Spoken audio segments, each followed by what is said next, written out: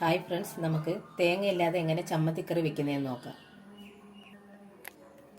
അതിനാവശ്യമായ സാധനങ്ങൾ: പൊരികടല, പച്ചമുളക്, വെളുത്തുള്ളി, സവാള. സ്റ്റവ് കത്തിച്ച് ചട്ടി ചൂടായതിന് ശേഷം എണ്ണ ഒഴിക്കണം. ചട്ടി ചൂടായതുകൊണ്ട് ചെറുതായിട്ട് അരിഞ്ഞ സവാള ഇതിൽ ഇടണം.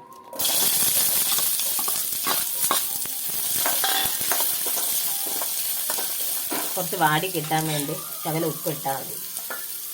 ശകല ഉപ്പ്.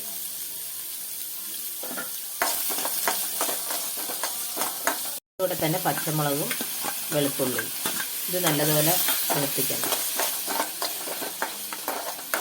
ഇങ്ങനെ ചെറുതായിട്ട് സവാള വാടി കിട്ടിയാൽ മതി, ഒരുപാടൊന്നും മൂത്ത് വരണ്ട.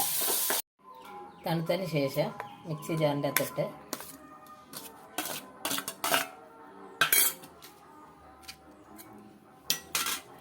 പൊരികടല ആവശ്യത്തിന് ഇട്ടാൽ മതി.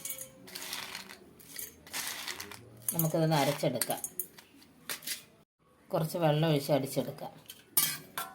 ഇവിടെ ചമ്മന്തിക്കറി റെഡിയായി. നമുക്കിതിൽ കടുക് തളിച്ചൊഴിക്കാം. ചൂടായതിന് ശേഷം എണ്ണ ഒഴിക്കുക. കടുക്,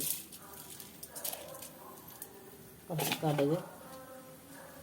കടുക് പൊട്ടിയതിന് ശേഷം ഉള്ളി,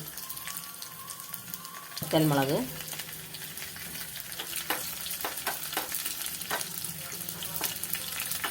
നല്ലവണ്ണം മൂത്തതിന് കറിവേപ്പില. കടുക് തളിച്ച് ചമ്മന്തിക്കറിക്കകത്ത് കഴിയും.